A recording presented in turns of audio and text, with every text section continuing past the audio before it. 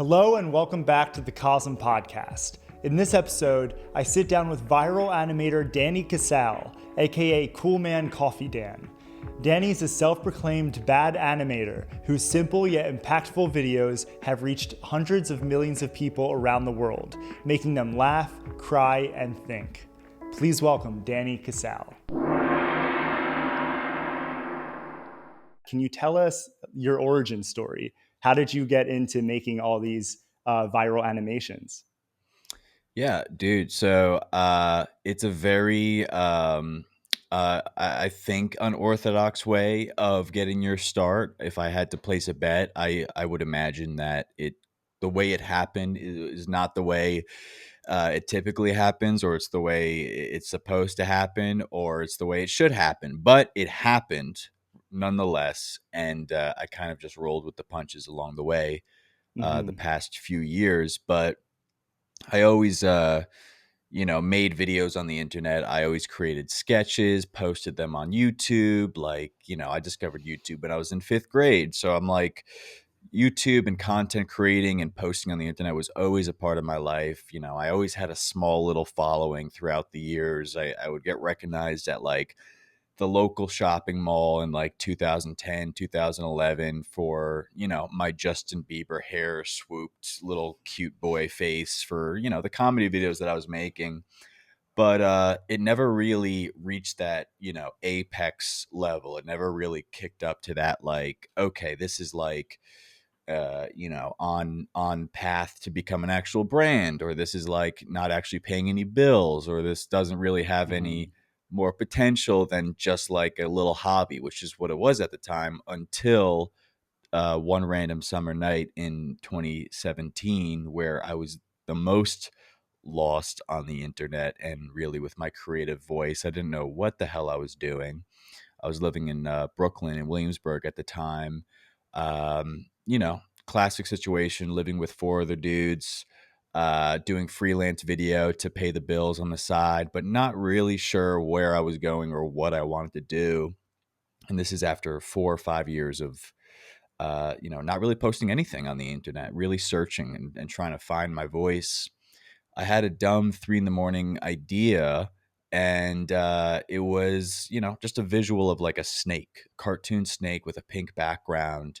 And I was like, oh, that's cool. I literally had that visual in my head as I was brushing my teeth. And I always loved animation. I always doodled. I had, huge fan of it, like Adventure Time and Regular Show and Cartoon Network and all those really staple sort of series growing up in my teens. And I was like, I don't know how to animate. I know how to, video edit a little bit, but I definitely know how to draw. So before I go to bed, before I lose this idea in the morning, let me just see what happens with this visual of this snake. And what that visual ended up being was a, pseudo political cartoon piece, 60 seconds, kind of commenting on fake news and Facebook and just like the misinformation spread. And that was all in the most politically charged summer ever, summer of 2017, really. Mm-hmm. Posted it, didn't think much of it. I'm like, this is really cool. My friends really liked it. They kind of thought it was dope. And a few days later, like that thing just kicked into whatever next gear and it just went absolutely viral to every corner of the internet. I saw it everywhere. It was the first time I saw something that I created absolutely everywhere. Mm-hmm. In the States, in Brazil, teachers in classrooms around the world showing it to their students, France, Germany, Italy, like everywhere, tens of millions of views over the years. And that was my first moment where I was like, wow, this animation, as simple as it was, with my lack of animating skills at all, really Mm-hmm. hit, really drove home this message, really resonated with people, you know, across cultures, across languages. And I was like, this is what I'm doing now. This is really cool, and I'm just gonna keep making more animations, I guess, and so I did, and that's been the past 4 years. Yeah, there's that saying that it takes 10 years to create an overnight success. And from the outside, that dropping that video just seemed like, you became successful overnight. But kind of what you're saying is there were years and years of, creative output that you've been doing before that. And it's just kind of, I guess it popped with that video, Snakes Have Legs. Yeah, absolutely, man. I mean, it was really years of like uh, kind of taste testing what the different eras of the internet were. What the internet was when I was in fifth grade in 2007 or whatever is very different than what it is now.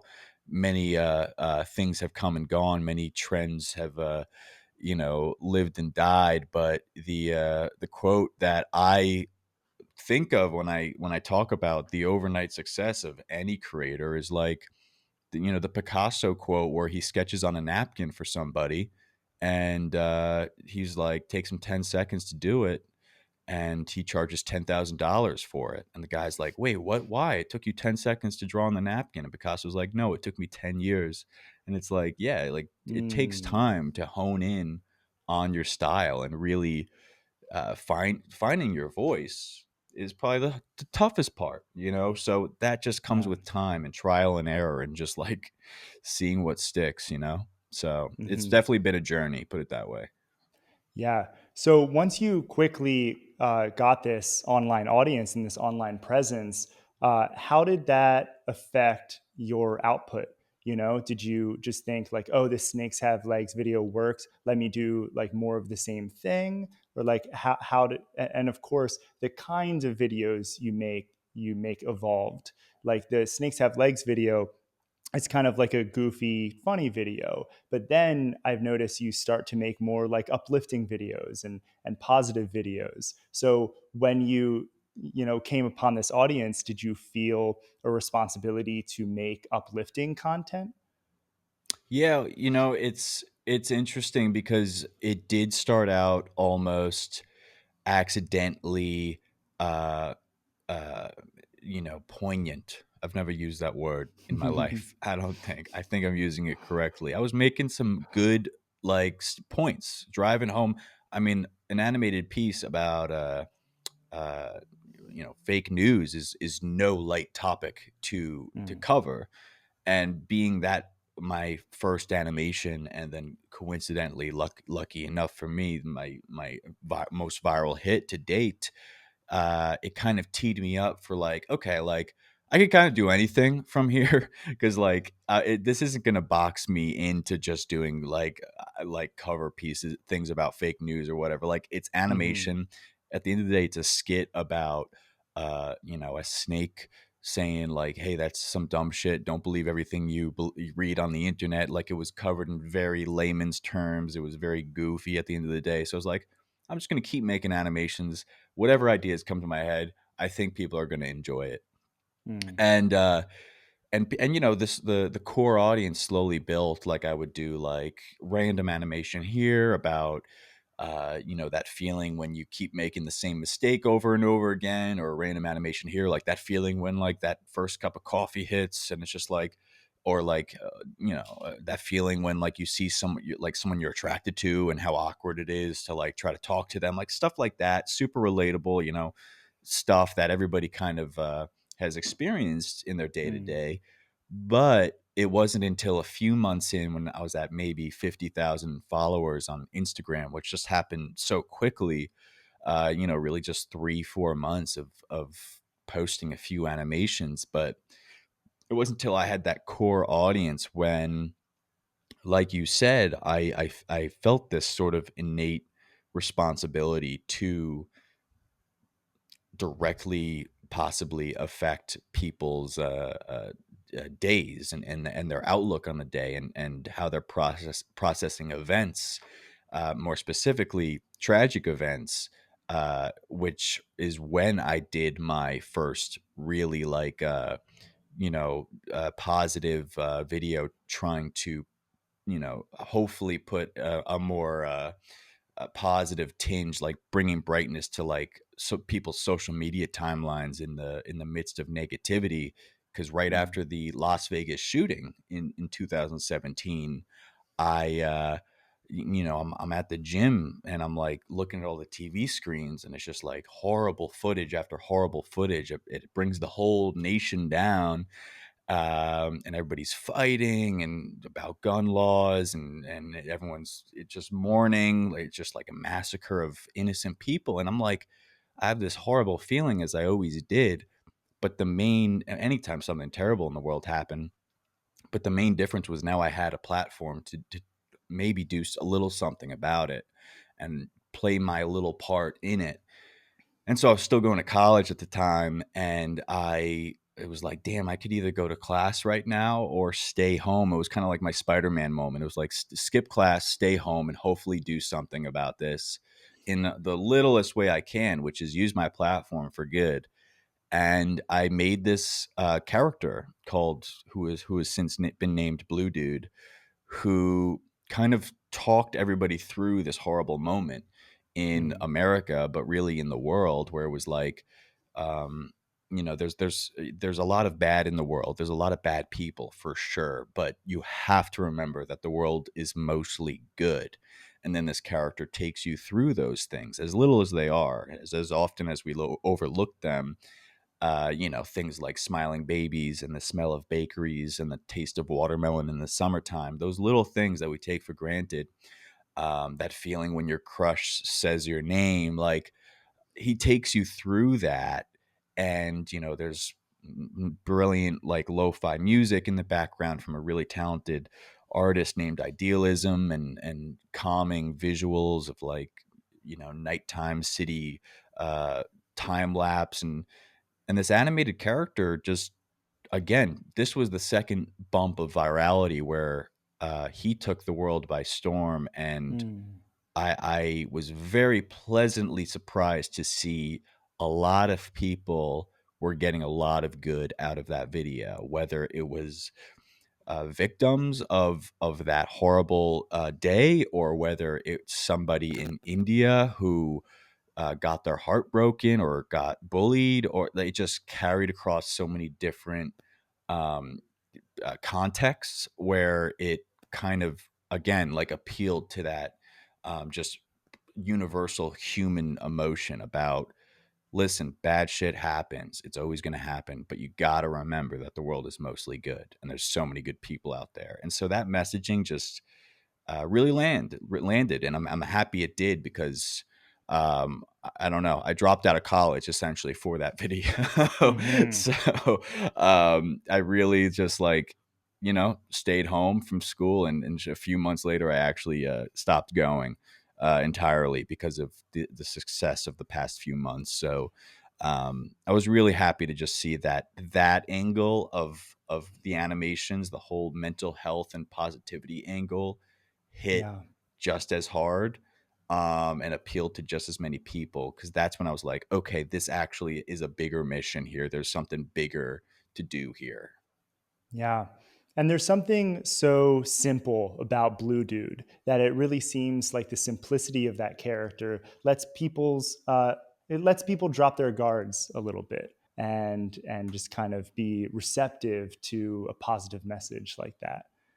They So, do drop their guards. That's a great way to put it, because when people scroll upon, one of the videos, they see just like a cute, blobby, simple, colorful character, and they're going to be like, okay, I don't know, what is this going to be, like a cheap joke or like some shock value stuff? Like, their guards down. They're like, oh, mhm, cartoons, like what could this possibly be? It's not going to be anything. And then they're like, oh my god, it's like that yeah, messaging just made me cry, or it made my mm, day, or it made me crack up and smile, and share it with my loved one. Like, that's where I think the magic happens, is because it's just almost unexpected for a cartoon animated character to show up out of nowhere on your social media timeline and affect mhm. your day like that. And I think it's a pleasant surprise to a lot of people. Yeah, and I'd love to get more into the kind of characters you make because all of your characters they have this simplicity to them,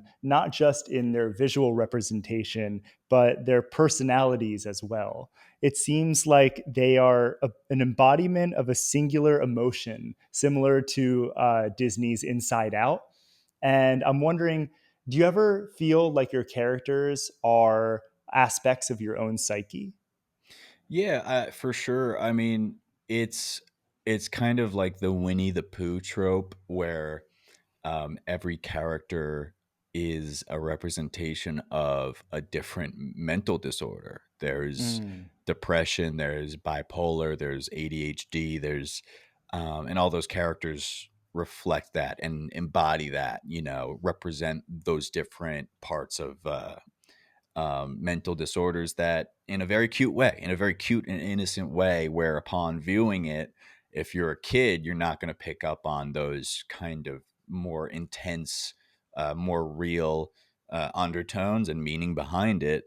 But when I started making these characters and they started, having lives of their own beyond me based on just the natural fuel that was kind of thrown on the fire by fandom and appreciation around the world, I kind of started realizing that it's exactly that. It's, for my main character, who is like sort of the mascot of it all, Spesh, who is this like naked sort of cat thing, who his trademark is "you're special."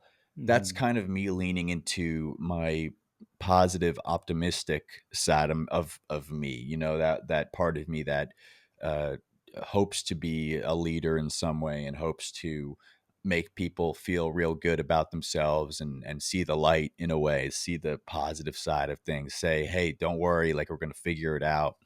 That's that side of me. While Blue Dude is a whole different side of me, where it's just Mhm. very monotone. It's very deep, and it's very slow. It's much slower, less energetic, less hyper, and he's just very calmly kind of stating the facts, and kind of saying like, really just going through like the reality of the situation. Like, hey, like the world sucks sometimes for sure, but you have to remember that these all these good things that are like just that chill, almost like a stoner type who's there for you and in your darkest Mhm. moments, who's just gonna like take a minute, sit down with you and talk it out as long as it takes. So that's a whole different side of me. And then, I have miscellaneous characters and miscellaneous skits that come from much more pessimistic sides, to be honest, where it's just like, hey, this sucks. This Mhm. absolutely sucks. I have animations where it's just like, I'm the ugliest thing in the world, and that's that. And there's nothing that's going to help me. And that's the joke. It's like, kind of making light of that feeling that we all feel, that Mhm. self-conscious, staring in the mirror like, dang, I'm ugly, like that type of thing. And people find comfort in that too, in their own way, where it's like, this is a hilarious take in this truism that everybody's, thinking in the back of their heads. What a like comedic take on this real nasty thought. And me leaning, kind of depending on how I feel that day, into these different avenues with these sort of characters, I think that's what makes it real. That's what makes it Mm. authentic, really. So that's why I think people find that relatability to these non-human characters. Yeah, one of my favorite characters of yours is Jeremiah because he has one dimension to his personality, and it's that he likes being naked. That's it. Oh, yo, dude. He Yeah. That's his one personality trait. He is unaffected by the woes of the world, and he just celebrates being naked, and he that's his thing, you know what I mean? And people love him for that, It's and it's just so liberation. funny. It's absolute liberation, and I think people just like, that's the character that you either point at and laugh because he's naked and he's running around and he's stoked to be naked, or you relate to and you're like, hell yeah, man, I love being naked too, let's go, and it's just like such that weird funny character that, like, again, people like yourself find solace in it. It's like, this guy's awesome, Yeah, yeah, he's doing him. he's Yeah, doing and him. He probably goes to some weird parties, but that's yeah, that's just Jeremiah. that's Jeremiah. Yeah. So you've made hundreds of animations over the years. You're seriously one of the most prolific creators I know. And you've joked before that sometimes it'll feel like you'll just black out for a month and you'll wake up with like a dozen animations made. And I'm wondering if you could speak a little bit about, the state that some people call flow, where they just get into a creative flow and it's almost like their ego just kind of takes the sideline and they just get into a pure creative state. So, could you talk a little bit about your experience with this state called flow and how you channel that in your art? Yeah, I mean, it's funny that you bring that up because I remember we talked about it in the past, and yeah, like sometimes I will just like go into intense creative mode for weeks and come out on the other end and be like, "Wow, that was wild!" And look at all the pieces that I have to show for it. Most of the past few months, like 4 months, has been that, which is by far the longest stretch of like me really just cutting out some distractions in my life and just going, like pedal to the metal sort of situation and really being in I've never been in a state of flow as long as I've been all summer. Really since April, to be honest with you, like 4 months or so, almost 5 months, where it's just like tunnel vision, which Mm-hmm. getting to that point is not easy. Sometimes it comes out of nowhere. Sometimes you really got to almost manufacture and calibrate the world around you to to ideally get to that point. Which I've experienced both over the years. Like it's just what it is. But my experience with it is, at least as of recently, is I have had to cut out distractions and time eaters and energy eaters. A large part of that had to do with me completely relocating across the country, and just kind of getting settled, getting my bearings for a year, and until I could really like figure my shit out and really sit down and be like, I think I am ready to like go into that full focus mode.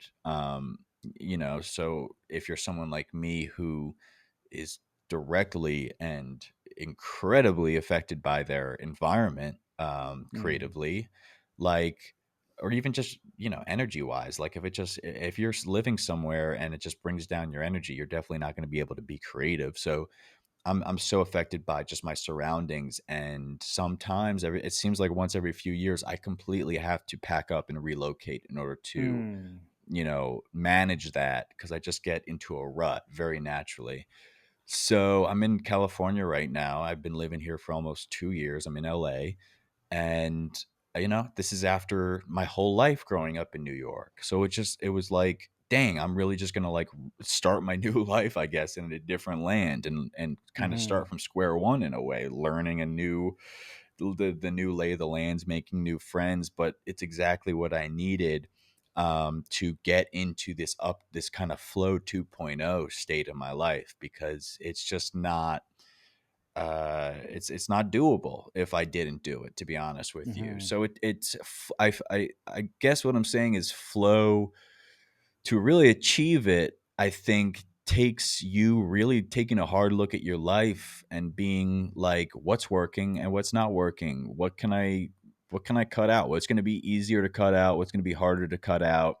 What are some unhealthy habits? What are you subconsciously or very consciously addicted to, that's going to be creating, just making it harder for you to get into that state of flow?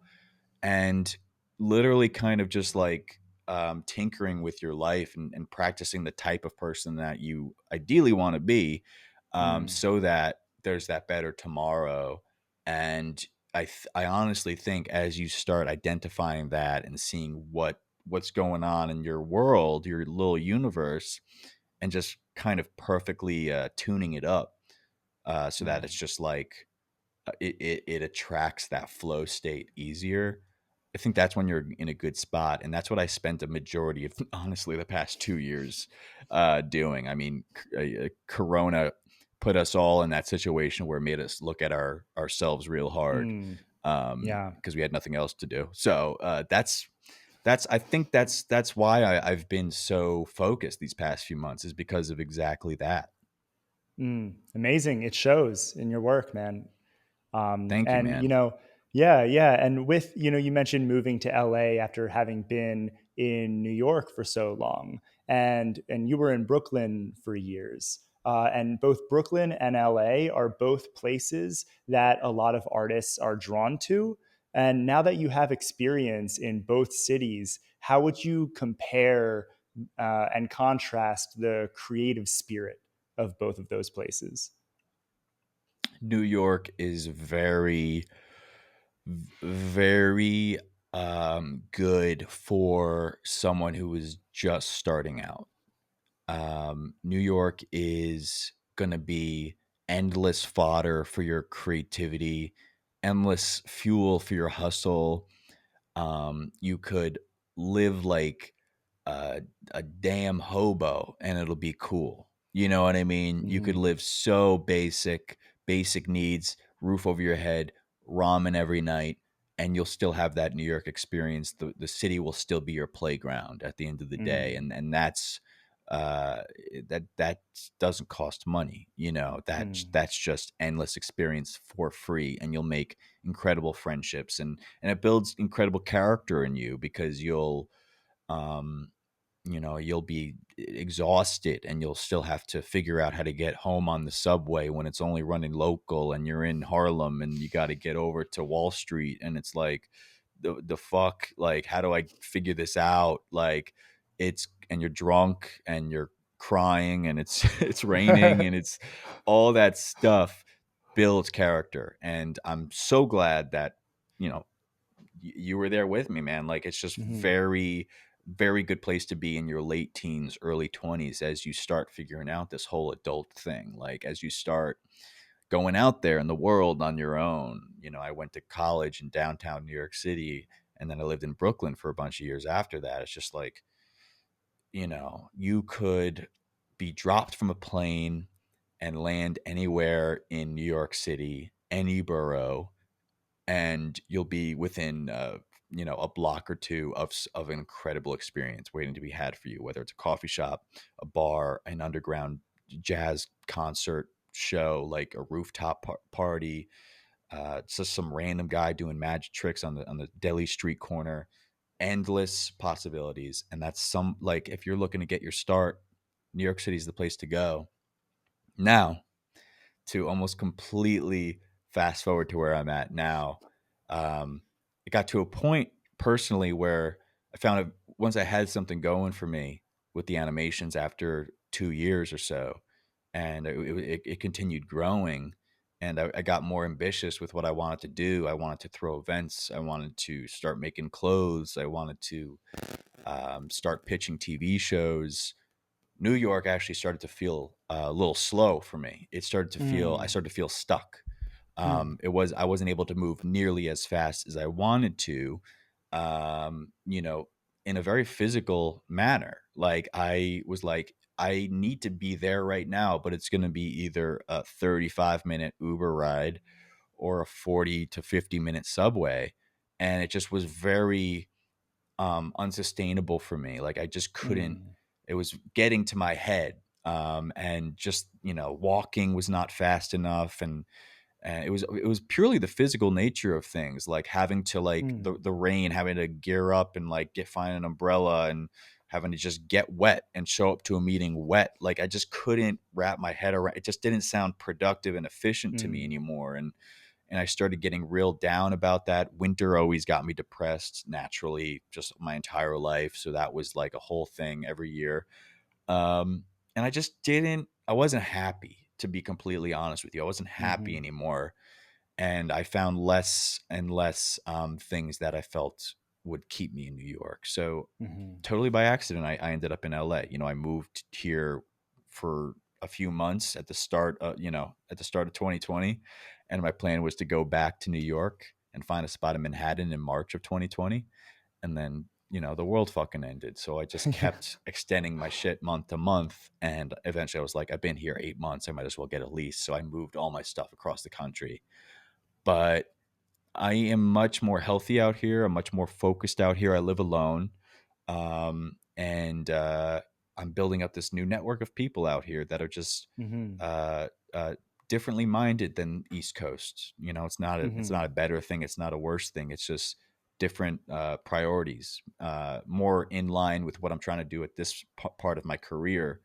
And I like it. I like driving culture. I love tacos. I love boba tea. I love, you know, everything that is LA. So that's a long way of saying that New York is perfect, man, for building. And then once you have that thing built and it's time to refine it, Hmm. I really do think LA is the land for that. Just because you shouldn't be distracted by just trying to stay alive and trying to get from point A to point B. That should all be the easy part. You should be focusing on building something, which is the damn impossible part. You know, that's what I Yeah. think it is. Amazing. Yeah, and I'd love to pivot back to your videos.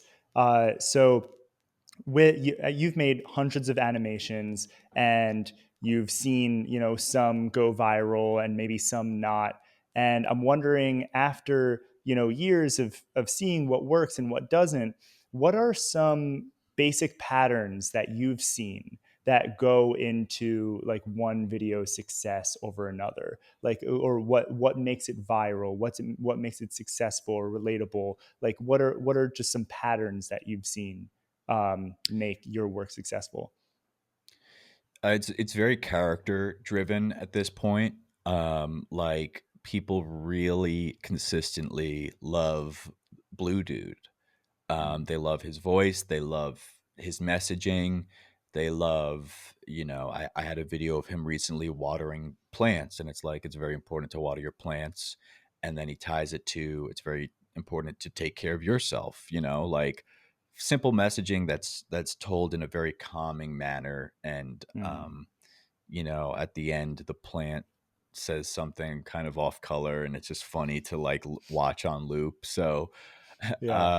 but anything that has like the Blue Dude type of messaging where it's very positive, but it's not cheesily positive. It's very real. It's like people need to meet, like someone needed to hear that today. Like that's going to keep them going today. You know what Yeah. I mean? Like that's going to someone's watching it on the bus ride over to work and they're just dreading it and they see that and they're like, I'm gonna be good today. Like that's where I find the purpose in it all, where it just makes someone's day that little much better.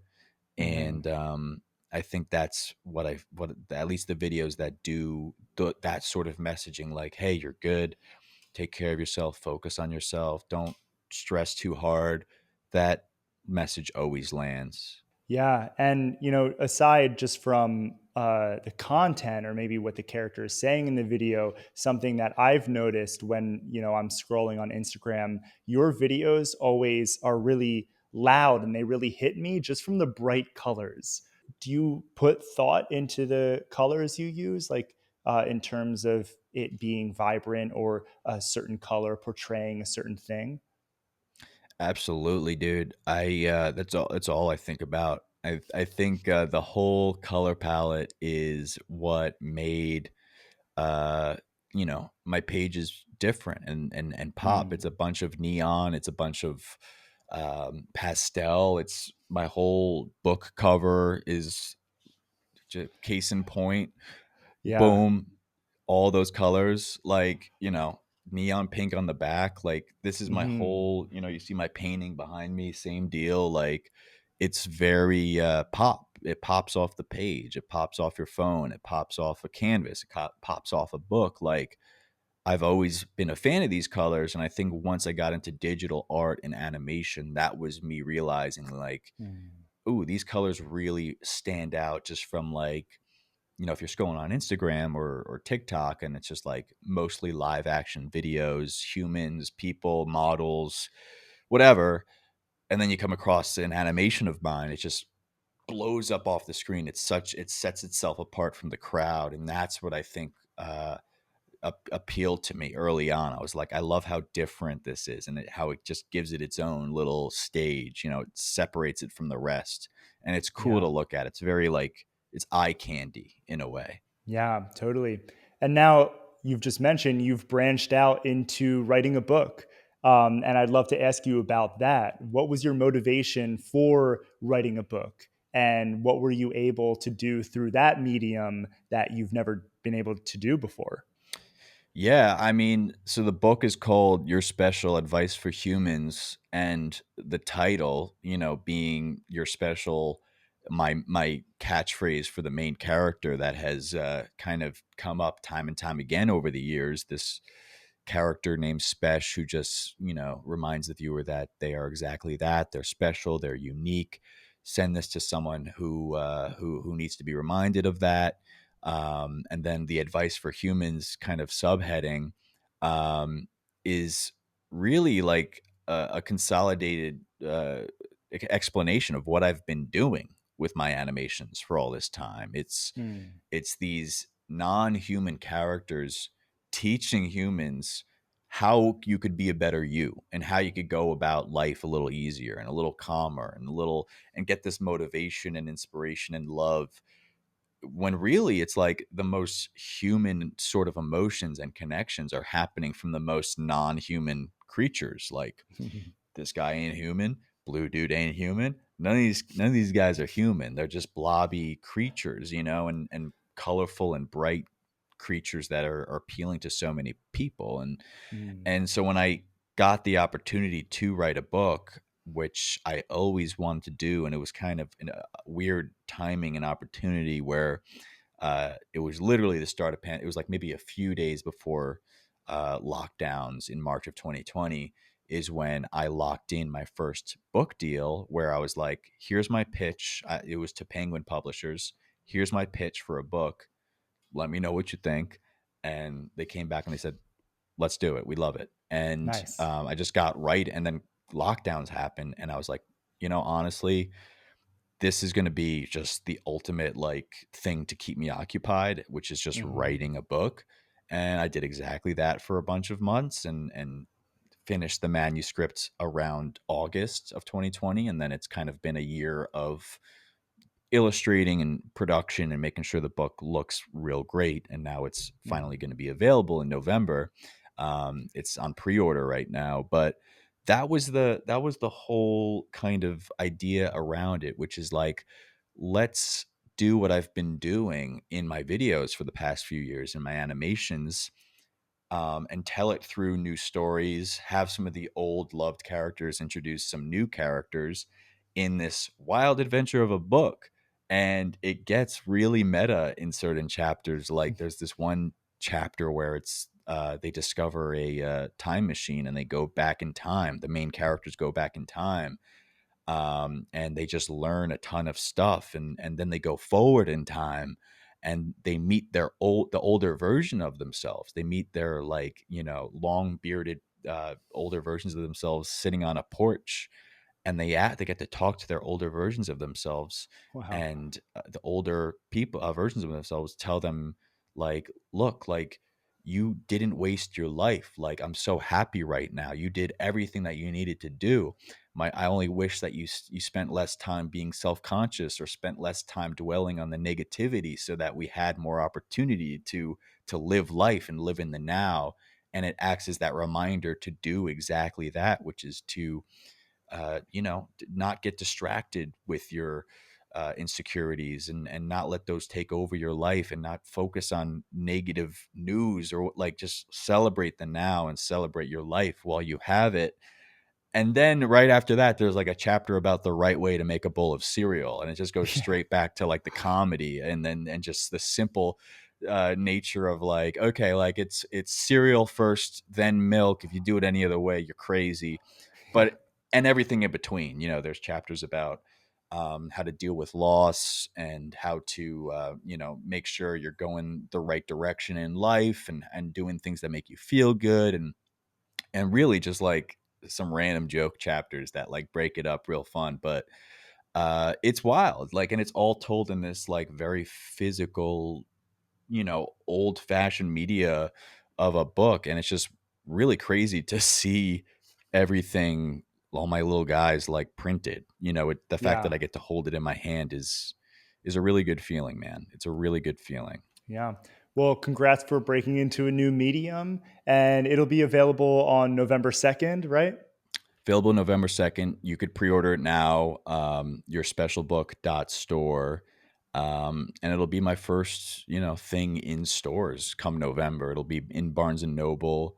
It'll be in Target. It'll be in Walmart.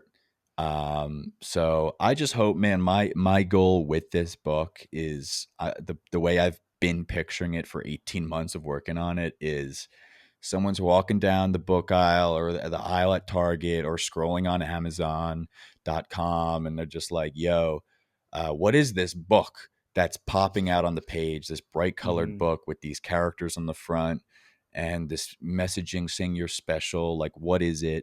And they implore and they read a little bit about it. Maybe they they peek at some of the pages and they're like, I love it. What is this? This is crazy. This is cool. And they buy it just like in that very like book meets reader sort of fashion. That's the ideal situation for me. If anybody doesn't know about my work, I think that's very magical. Yeah. And then they take it home and it has a surprisingly positive impact. That's what I would Surprisingly, suspect. yeah, for whoever, for themselves, for someone they love, for someone who needs it, for a friend. I think, there's nothing cooler than like buying a book for somebody or lending someone a book. It's very, it's almost as old as time itself. Books have been around forever. It's that grandfathered in magic of just Yeah. reading a good book experience. Yeah, totally. I'm really looking forward to checking it out. And I think that's a good place to wrap it up. Danny Casale, thank you so much for coming on the podcast. Thanks so much, man. Always a pleasure, and I appreciate you having me on. Thank you for tuning in to this episode of the CoSM Podcast. You can learn more about Danny and his new book, Your Special: Advice for Humans, at the links in the description of this podcast. Feel free to like, comment, subscribe, and hit that notification bell to stay up to date on future podcasts, broadcasts, and virtual offerings. And check out shop.cosm.org for limited edition fine art prints, apparel, books, and other gifts. All proceeds support the opening of Entheon, Sanctuary of Visionary Art. See you next time.